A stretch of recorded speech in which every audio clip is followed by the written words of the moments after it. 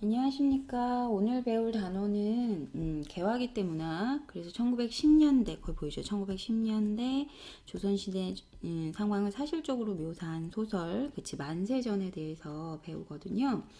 간단하게 그 위에 핵심 정리, 개관 정리해 놓고 본문 들어갑시다. 첫 번째 갈래는 아시겠지만 얘는 좀 길어요. 그래서 중편 소설이고요. 중편 소설이자 그 당시의 모습을 사실적으로 묘사했다 그랬잖아요. 그래서 이런 걸 리얼리즘, 그래서 사실주의 소설이라고 해요. 갈래, 중편 소설, 사실주의 소설. 그 다음에 성격은 사실적, 그리고 현실 비판적. 사실적, 현실 비판적. 됐죠? 시점은 1인칭 주인공 시점이고요. 됐죠? 그 다음 배경. 1918년 겨울. 이게 시간적 배경이고 1918년 겨울. 왜냐하면 제목 보시면 만세 전이잖아요. 그쵸? 이전. 그런 의미이기 때문에 1919년 3월 1일 3.1운동 그 만세운동 이전의 상황, 만세운동 이전의 상황을 담은 거다라는 게 요 소설의 제목이거든요. 알고 계시죠? 1918년 겨울, 요게 시간적 배경이고 공간적 배경은 동경과 서울. 그 다음에 제재, 중심 소재, 일제강점 초기의 조선 현실. 제재, 일제강점 초기의 조선 현실. 그 다음에 주제 씁시다, 주제. 지식인의 눈으로 바라본 식민지 조선의 암담한 현실. 그 다음 특징 크게 세 가지만 쓸까요? 첫 번째, 주인공이 동경에서 서울로 왔다가 다시 동경으로 되돌아가는 이런 걸 여로형이라고 하죠. 여로형 구조. 그래서 여로형 구조이다. 됐어요? 여행하는 형식. 동경에서 서울로 왔다가 동경으로 다시 되돌아가는 여로형 구조. 그 다음 두 번째, 자조적. 알죠? 자기가 스스로 비웃는 거. 자조적이고 냉소적인 어조로 식민지 조선의 총체적 실상을 사실적으로 형상화. 됐죠? 그 다음 세 번째, 일제강점기에 지식인들의 고뇌를 사실적으로 보여줌. 일제강점기 지식인들의 고뇌를 사실적으로 보여줌. 됐죠? 자, 그 아래 아시겠지만 항상 문제 나올 때는 똑같은 소설이어도 다른 부분이 나오잖아요. 또 중편 소설이라 워낙 긴 부분이기도 하고. 자, 여기 전체 줄거리는 꼭 알아두시고요. 여기 꼭 읽어보세요. 잠깐 끊고 꼭 읽어보셔야 돼요. 이해됐죠?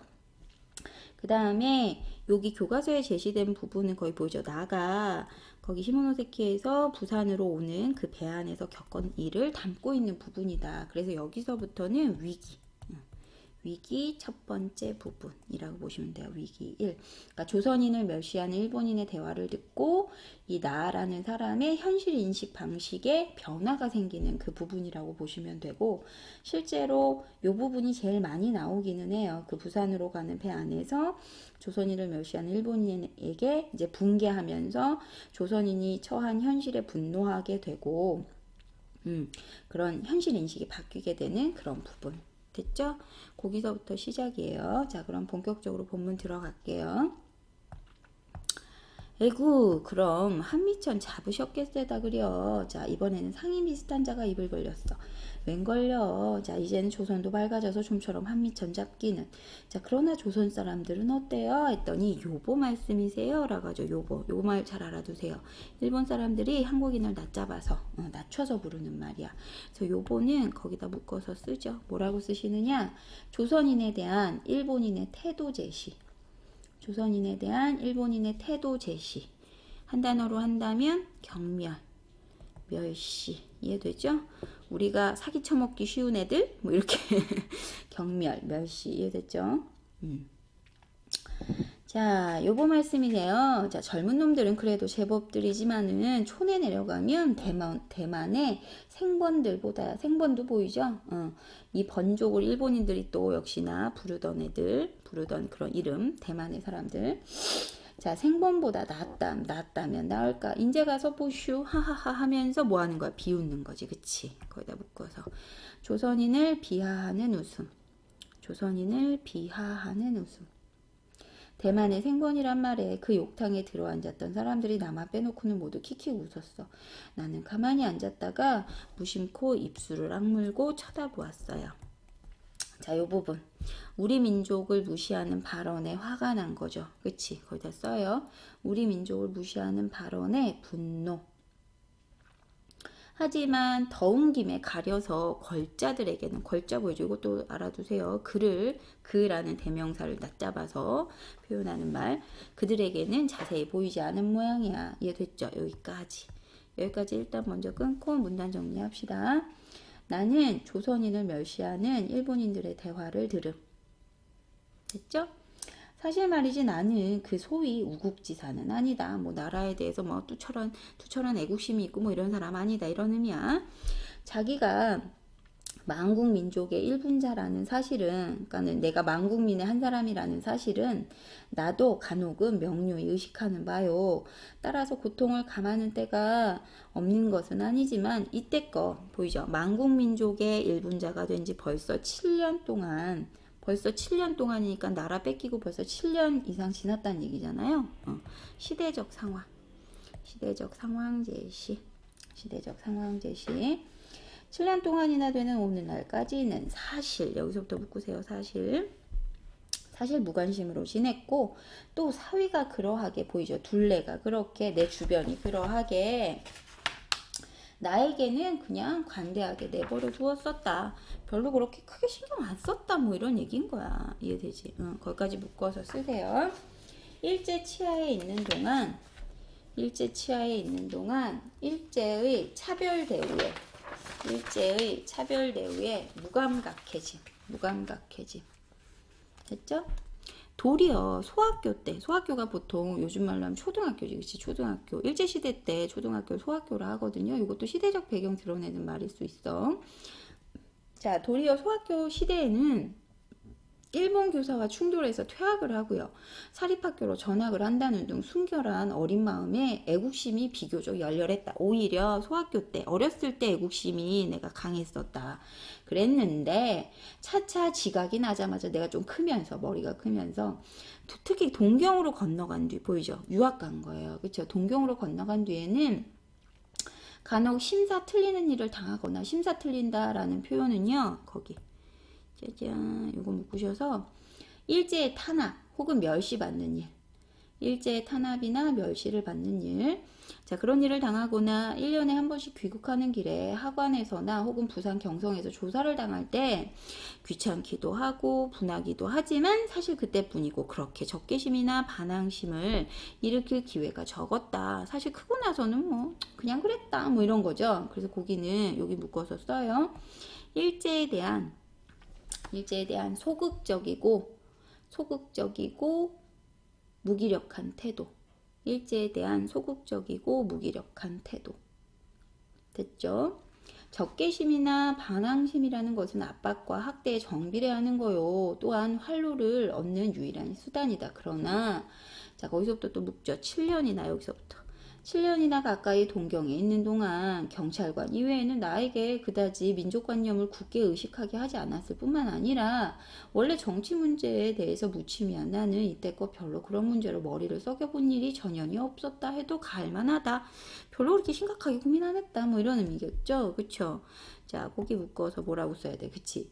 투철한 민족의식이 없는 나. 그냥 가끔 와서 경찰관이 시비 걸면 그때서야 나 식민지의 그런 국가의 그런 뭐 내가 국민이구나 요 정도. 그 이외에는 별로 민족의식 따위는 없었다. 국가 따위는 별로 생각 안 했다. 뭐 이런 의미예요. 이해되셨죠? 그래서 여기 투철한 민족의식이 없는 나. 자, 그랬다가 그러나가 나오죠. 여기서부터 다시 묻죠. 그러나 1년, 2년 세월이 갈수록 나의 신경은 점점 흥분해가지 않을 수가 없다. 않을 수 없다. 이중부정, 강한 긍정이죠.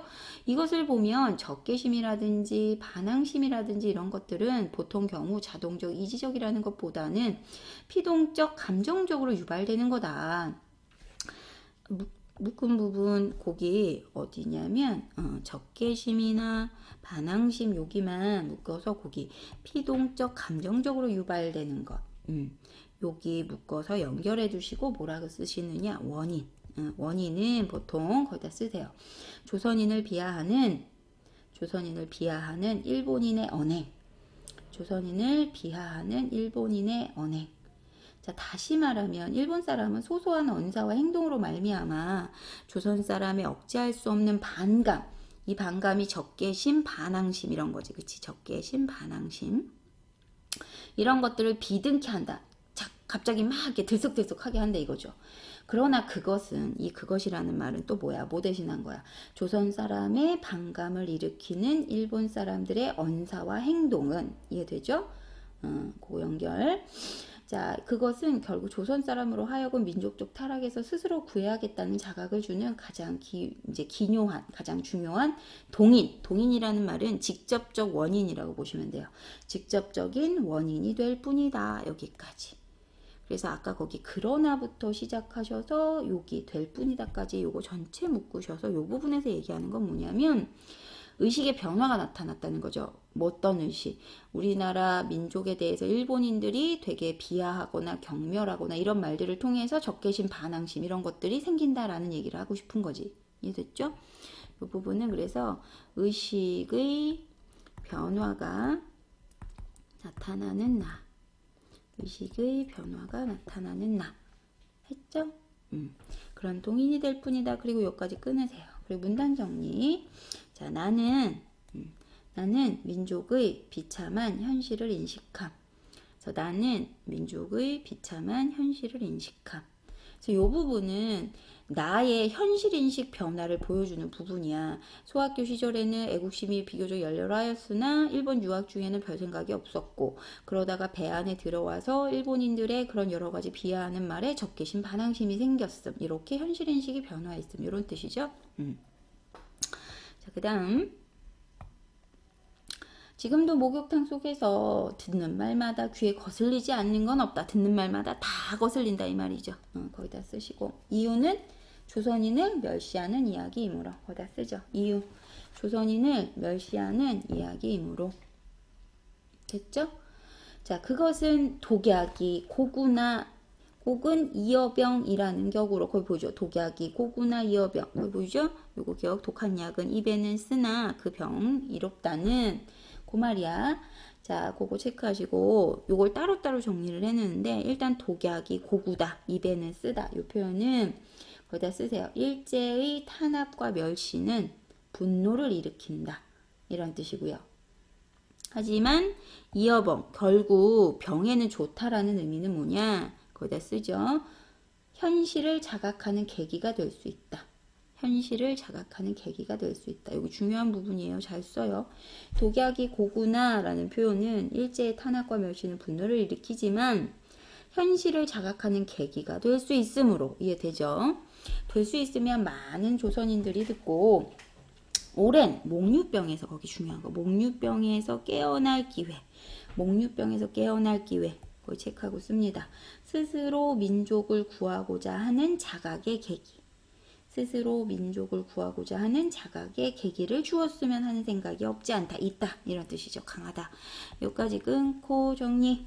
나는 조선 사람들이 현실을 자각하기를 바람. 나는 조선 사람들이 현실을 자각하기를 바람. 그래서 그 다음 넘어가기 전에 여기 옆에 날개 문제 보이죠? 여기서 이야기한 목류병이란 결국 조선의 어떤 상황을 의미하는 거냐? 거기다 쓰죠. 일본의 만행을 자각하지 못하고 있는 조선의 상황을 의미한다. 일본의 만행을 자각하지 못하고 있는 조선의 상황을 의미한다. 자, 됐죠? 여기까지가 위기 첫 번째. 그 다음부터 그들은 여기서부터 다시 위기 2 시작할게요. 자, 그들은 여전히 이야기를 계속하고 있다. 그래, 촌에 들어가면 위험하진 않은가요? 처음 간다는 시골자가 또다시 입을 벌렸다. 뭘요? 어딜 가든지 조금 더 염려 없애다. 생번이라 해도 요번은 온순한 데다가 도처의 순사요 헌병인데, 순사 알죠? 일제시대 때 경찰을 순사로 하거든요. 요것도 시대적 배경 드러내는 말. 자, 그거 묶으세요. 여기 묶어서 쓰세요. 조선인에 대한 여기저기 다 순사 헌병으로 지키고 있다는 얘기잖아. 그치? 자, 거기 써요. 조선인에 대한 일제 통제 그리고 억압. 조선인에 대한 일제 통제 억압. 손 하나 꼼짝할 수 있나요? 그걸 보면 데라우치 상이 참 손하기 힘도 세지만 인물은 인물이야. 걔네가 참 통치를 잘해 라고 얘기하는 거지. 나쁜 새끼들. 어쨌든 이렇게 매우 감격한 모양이야. 하고 거기 다음 장면은 그지 같은 뭐라고 할까? 아니지 일본 놈들이 우리 흔히 말하는 우리도 낮춰서 쪽발이들이 보복하는 모습이 지나갔어. 그 다음 자, 그래 촌에 들어가서 할 게 뭐예요? 할 것이야 많죠. 어딜 가기로 굶어 죽을 염려는 없지만 요새 돈 모을 것이 똑 하나 있다. 자본 없이 힘 안 들고 하면서 웃어. 그런 벌이가 어디 있어요. 촌뜨기 선생은 그 큰 눈을 더 둥그렇게 뜨고 일종의 기대와 호기심을 가지고 마주 쳐다보는 모양이야. 그랬더니 왜요? 한번 해보시려고 일부러 이러는 거지. 관심 유발시키려고. 거기다 쓰세요. 시골자의 관심을 유발하기 위한 질문. 시골자의 관심을 유발하기 위한 질문. 그는 이렇게 한마디 충동이며 무슨 의미나 있다는 듯이 그 악독해 보이는 얼굴에 교활한 웃음을 띠고 딱 봐도 나빠 보이지? 여기 줄 치시고 뭐라고 써야 돼요? 시골자를 꿰는 표현 알죠? 꼬시는 시골자를 꿰는 사람에 대한 나의 부정적 시각 제시. 됐어요? 시골자 꿰는 사람에 대한 나의 부정적 시각 제시. 그런 웃음을 띠고 한참 마주보다가 시골서 죽도록 여기서부터 묶어. 시골서 죽도록 땅이나 파먹다가 거꾸러지는 것보다는 편하고 재미있습니다. 게다가 돈을 쓰고 싶은 대로 쓸 수도 있고. 자, 여기 묶으셔서 꼬시는 거지. 그치? 자, 시골자에게 지금보다 생활이 나을 것이라며 꿰는 그 시골자에게 지금보다 생활이 나을 것이라며 꿰는 그 여전히 뱅글뱅글 웃으며 이 순실한 순박한 순수한 어머니 뱃속에서 나온 그대로 있는 듯한 촌뜨기를 꿰입니다. 자, 그런 선반의 떡 같은 장사 뭐야 완전 편한 완전 수월한 그런 얘기죠. 그래서 요거 천반의 떡 같은 장사라는 거는 하기 쉬운 편한 장사. 하기 쉬운 편한 장사. 됐죠? 그게 있다면 하다 뿐이겠소. 촌뜨기는 차차 침이 말라온다. 그러나 미천이 아주 안 두는 건 아니지요. 우선 얼마 안 되지만 보증금을 들여놓아야 하고 양복이나 한 벌 장만하여야 할 테니까. 자, 그러나 노형이야 형님이 헌병대에 계시다니까 신부는 염려 없을 터인고로 보증금은 없어도 좋겠지. 제 딴은 누구나 그 직업을 얻으려면 보증금을 내놓는 법인데 특별히 그것만은 면제해 주겠다는 듯이 오만한 태도로 어깨를 뒤틀며 지나가는 말처럼 또 한마디 합니다. 자, 그러나 정작 그 직업의 종류가 무엇인지는 용이히 쉽게 가르쳐 주지 않았다. 그래야 얘가 더 궁금해 할 테니까 일부러 의도하는 거지. 그치? 자, 실상 곁에서 엿듣고 앉아있는 나 역시 궁금하지만 이러한 소리를 듣는 시골 걸자는 더 한층 호기의 눈을 번쩍이며 앉아있는 모양이야. 그러나 그것을 토설치 않는 것은 토설하다라는 표현은요. 거기다 써요. 숨겼던 사실을 비로소 밝히어 말하다. 했어요? 숨겼던 사실을 비로소 밝히어 말하다. 자, 나와 그 외에 두세 사람이 들을까 꺼려서 여기 줄치죠. 나와 그 외에 두세 사람이 들을까 꺼려서 그러는 것 같기도 하고 요게 뭐냐 거기다 쓰세요. 그가 시골자에게 직업의 종류를 말하지 않는 것에 대한 나의 생각 첫 번째. 나의 생각일. 그가 시골자에게 직업의 종류를 말하지 않는 것에 대한 나의 생각일. 그러는 것 같기도 하고 또는 거기 그 시골뜨기가 더욱더욱 열해진 뒤에, 그러니까 좀 더 열기를 갖고 열중하고 막 이거에 열의를 보인 다음에 자기의 부하가 되겠다는 다짐까지 받고서 이야기하려는 수단 같기도 했다. 요게 나의 생각 투. 자, 그랬다. 여기까지 끊고요. 그리고 문단 정리. 자, 나와 마주 앉은 자가 어리숙한 시골자를 부추김. 나와 마주 앉은 자가 어리숙한 시골자를 부추김. 됐죠? 아, 그래, 그럼 훌륭한 직업이 뭔데? 훌륭한 직업 뭘까? 그치? 뭔데, 어디 있어요? 라고 얘기를 하죠. 그거는 좀 더 봐야겠지? 훌륭한 직업 일단 체크해놔. 이번에는 그 시골자의 동행이 듯한 사람이 가만히 듣고 있다. 욕탕에서 시뻘겋게 단 몸뚱어리를 무거운 듯이 끌어내며 물었어. 그자도 물속에서 불쑥 일어서서 수건을 등 뒤로 넘겨서 가로잡고 문지르며 한번 목욕탕 속을 휘 둘러다보고 다른 사람들이 자기네 대화에 무심히 한 구석에 앉아있는 것을 살펴본 뒤 안심한 듯이 비로소 목소리를 낮추며 일부러 비밀스럽게, 알죠? 비밀스럽게 입을 벌렸어. 자, 그러면서 무슨 얘기를 하나 봅시다. 보이죠?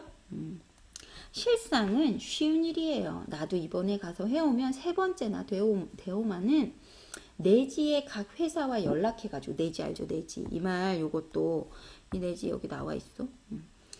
자, 요거는 본국을 가리킬 때 내지라고 하는데, 그러니까 일본 사람들이 자기 일본을 얘기할 때 내지라 하거든요.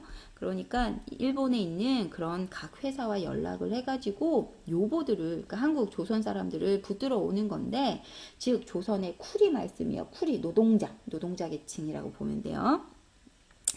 자, 노동자요. 자, 그런데 그것은 대개 경상남북도나 그렇지 않으면 함경, 강원, 그 다음에는 평안도에서 모집을 해야 하지만, 모집을 한다라는 거는 실제로 이제 일본 현지에 있는 회사랑 연락해서, 왜 우리나라 요즘 동남아시아 쪽에서 혹은 뭐 러시아나 이쪽에서 일하러 오잖아. 그것처럼 데려가는 거지. 그치? 자, 모집을 해야 하지만 그 중에서도 경상남도가 제일 쉽습니다. 그러면서 웃는 거야.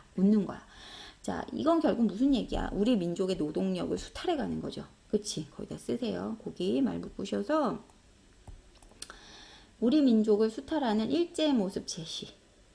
우리 민족을 수탈하는 일제의 모습 제시. 즉 노동력을, 그치? 노동력 착취. 됐어요? 우리 민족을 수탈하는 일제의 모습 제시해놓고 화살표 노동력 착취. 그래서 결국 다시 위쪽 올라가면 위에서 말했던 그 훌륭한 직업이라는 건 결국 뭐야? 거기다 쓰세요. 조선의 노동자를 일본 공장에 팔아넘기는 일. 조선의 노동자를 일본 공장에 팔아넘기는 일 하셨죠? 자, 그자는 여기 와서 말을 끊고 교활한 듯이 웃어버렸습니다. 자, 나는 여기까지 듣고 깜짝 놀랐다. 아, 이제 사람을 완전 파는구나 갔다가. 알죠? 거기다 쓰세요. 뭐라고? 참혹한 식민지 현실을 인식하게 됐나. 참혹한 식민지 현실을 인식하게 됐나.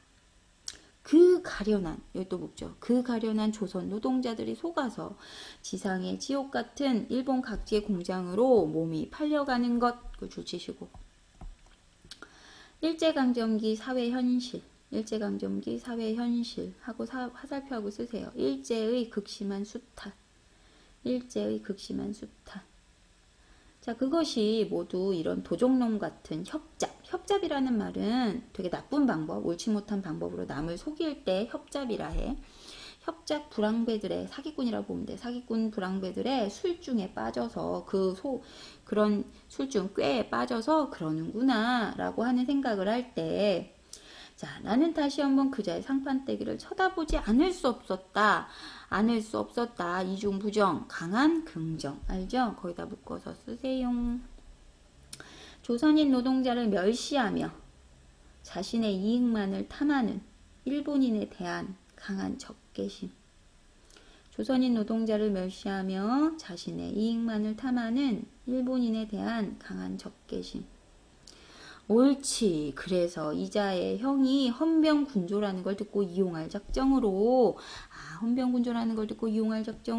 이건 뭐냐 거기다 써요. 조선인 노동자를 모집하는데 도움이 될 것이라는 생각으로 이러는 거고, 꼬드겨서 내 편으로 만들라고. 뭔지 알죠? 조선인 노동자를 모집하는데 도움이 될 것이라는 생각으로. 나는 이런 생각도 하여 보며 가만히 귀를 기울여 앉았었다. 자, 여기까지 끊고 문단 정리. 나는 조선인을 속여 노동자로 모집하는 일에 대한 대화를 듣고 놀라. 나는 조선인을 속여 노동자로 모집하는 일에 대한 대화를 듣고 놀람. 거기까지 정리됐어요? 그래서 여기 제시되어 있는 부분은 일단 여기까지고요. 여기에서 그 아래 빈칸에다가 간단히 적어 놓아야 될 게 두 가지 정도 있는데, 일단 첫 번째 뭐냐면 거기다 써요. 이 작품에 드러난 일제 치하의 모습. 이 작품에 드러난 일제 치하의 모습.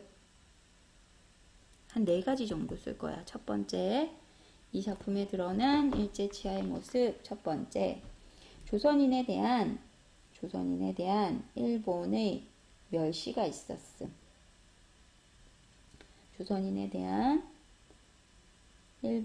일본인의 멸시가 있었음. 됐어요? 자, 그 다음 두 번째, 일제의 통제와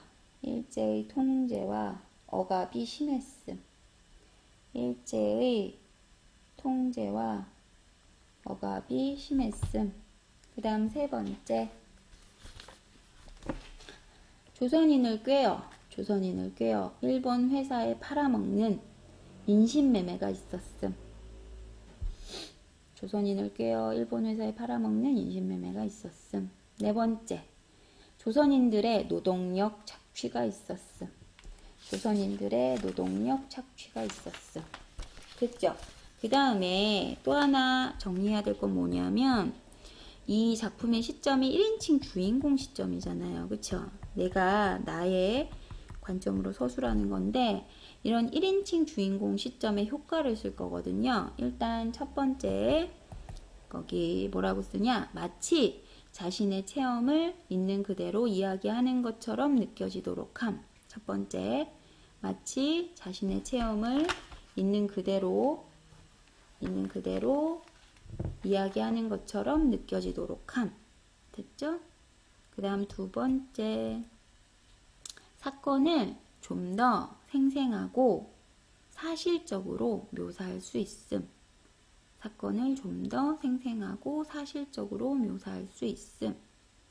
썼죠?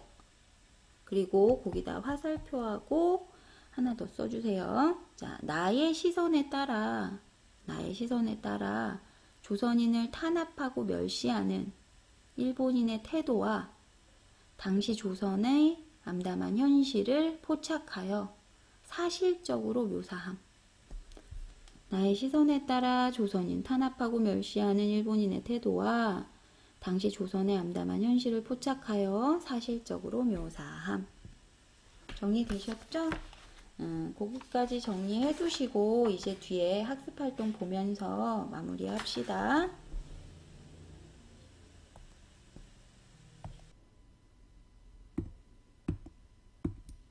자, 201쪽 학습활동 볼게요. 자, 첫 번째, 이 작품을 감상하고 아래 인용 부분에 나타나 있는 조선의 당대 현실에 대해서 얘기를 해보라 했는데, 여기는 목욕탕에서 얘기하고 있는 일본인들의 대화죠. 요걸 통해서 알 수 있는 거. 그치? 거기다 정리해 봅시다. 일제강점기 조선의 비참한 현실을 파악할 수 있다.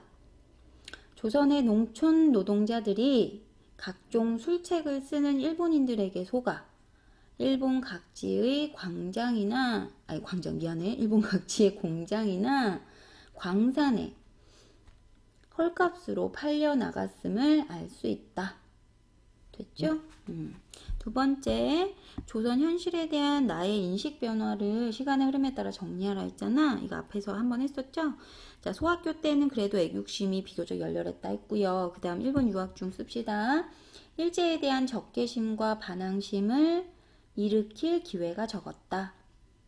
일제에 대한 적개심과 반항심을 일으킬 기회가 적었음. 그 다음 세 번째, 조선으로 가는 배 안에서 거기다 씁니다. 일본 사람의 말과 태도로 말미암아 억제할 수 없는 울분과 반감이 끌어오름.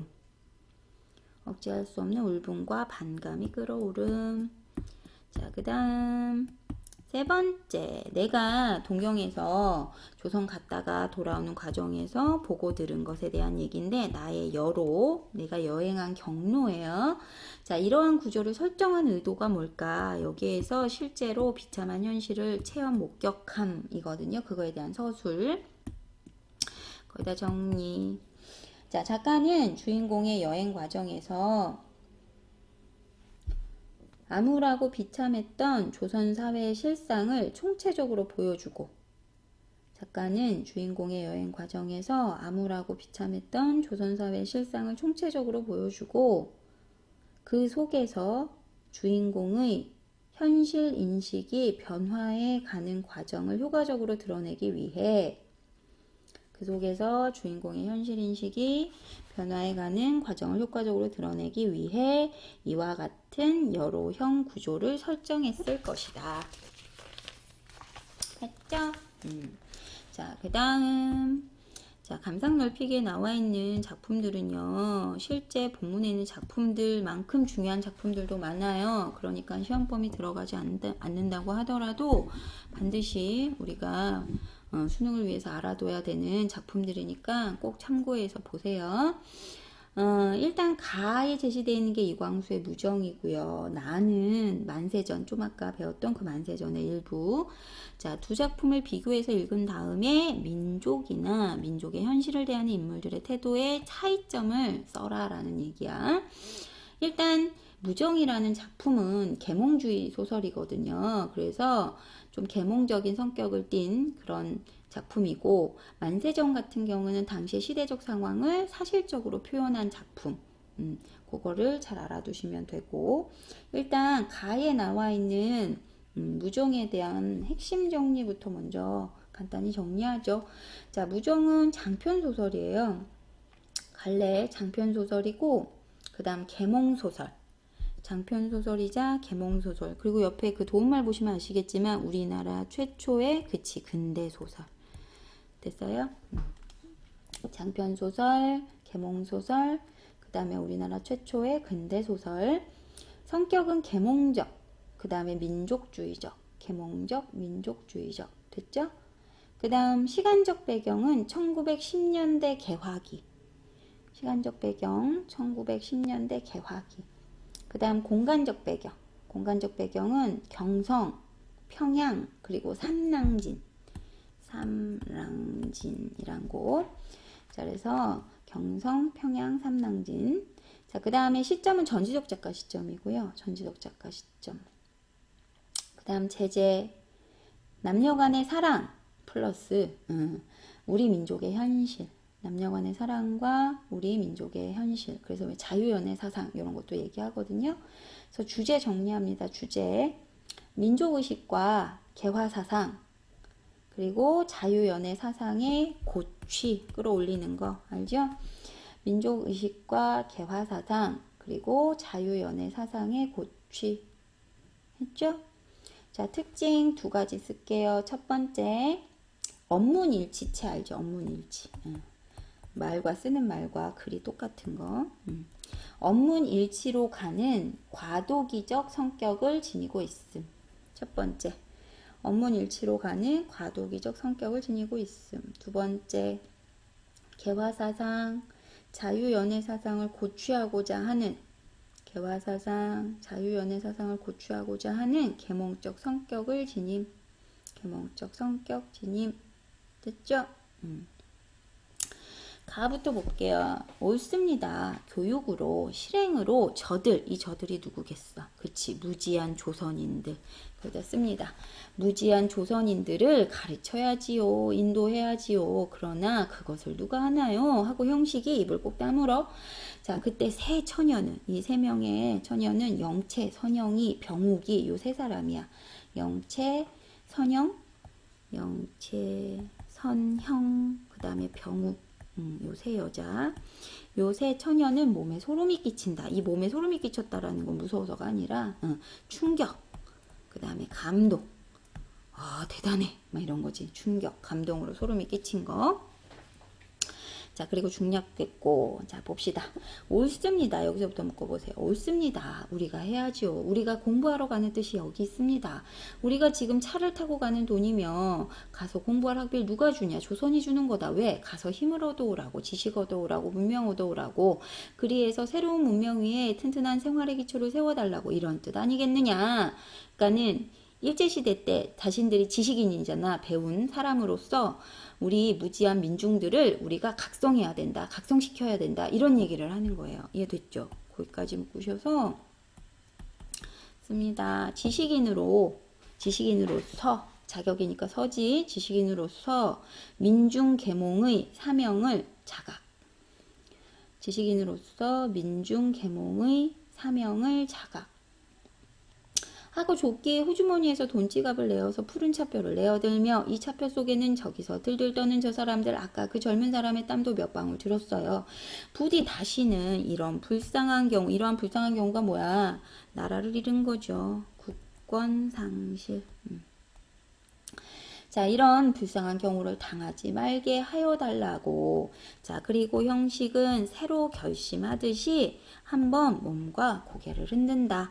내가 이런 걸 깨달았고 반드시 실행하겠다라는 다짐이겠죠. 거기다 씁니다. 절실한 깨달음 그리고 다짐.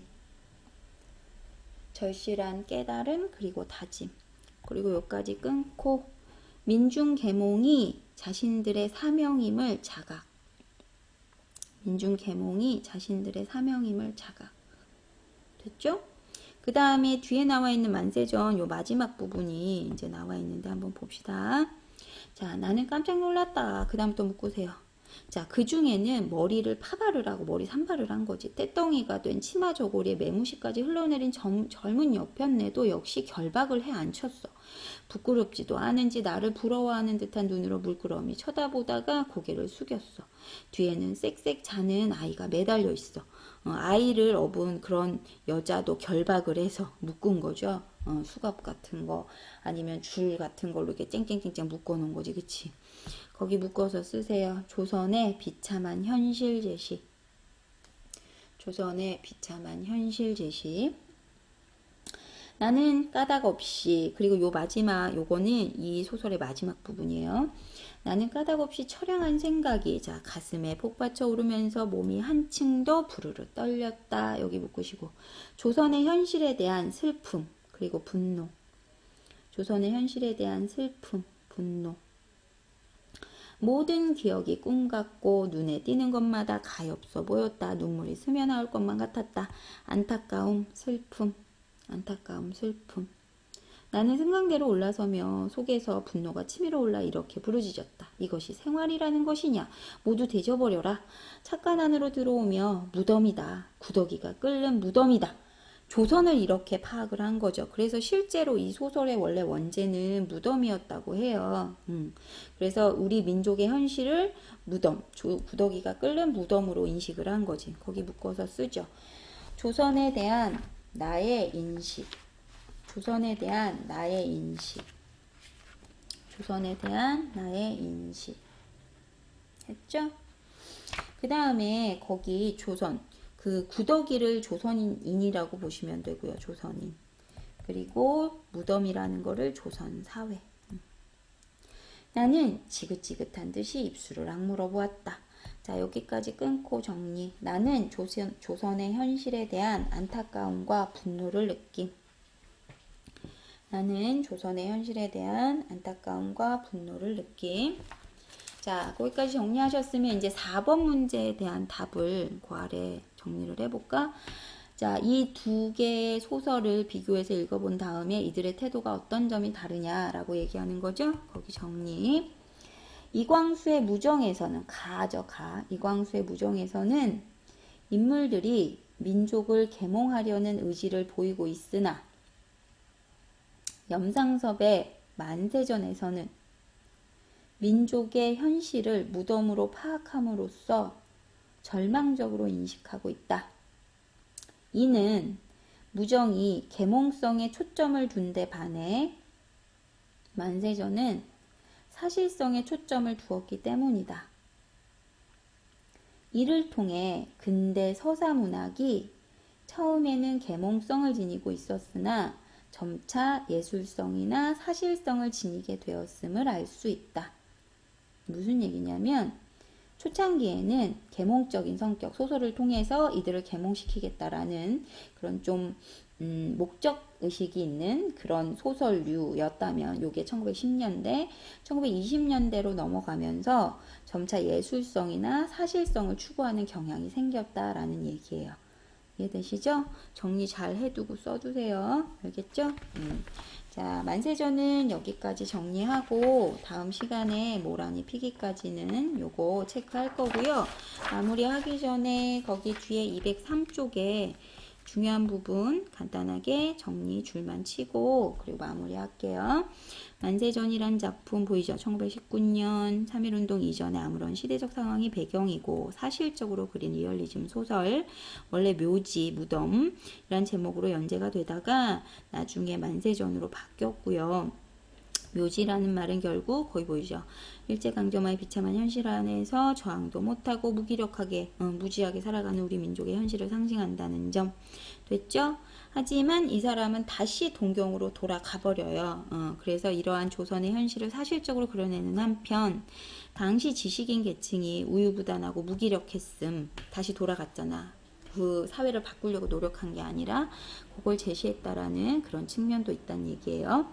자, 이걸 통해서 드러나는 1920년대 사실주의 소설 리얼리즘이라고 하는데, 자, 이 당시의 사실주의 소설은요, 김동인부터 시작해서 염상섭, 현진건 같은 사람이 가장 대표적인 작가고요. 염상섭이라는 사람은 이광수 앞에서 배웠던 이광수의 풍속 비판, 교육, 구국 등의 계몽적 성향에다가 김동인의 유미주의적, 그러니까 아름다움을 탐구하는 그런 성향에서 벗어나서 현실 사회를 보다 구체적이고 사실적으로 보여줬다. 그리고 이 사람은 자신과 가족의 개인주의적인 삶에 관심을 두고 사실대로 묘사한 게 이 사람의 특성이다. 이 사람 말고 또 가장 대표적인 리얼리즘의 작가 현진건 아시죠? 운수 좋은 날이 가장 대표적이죠. 자, 이런 작품에서는요, 객관적 그 현실 문제를 정확하고 사실적으로 묘사를 했다. 그래서 1920년대 사실주의 경향의 소설을 대표하는 대표 작가들에 대해서 설명해 줬어요. 정리되셨죠? 오늘은 여기까지 마무리할게요. 고생하셨습니다.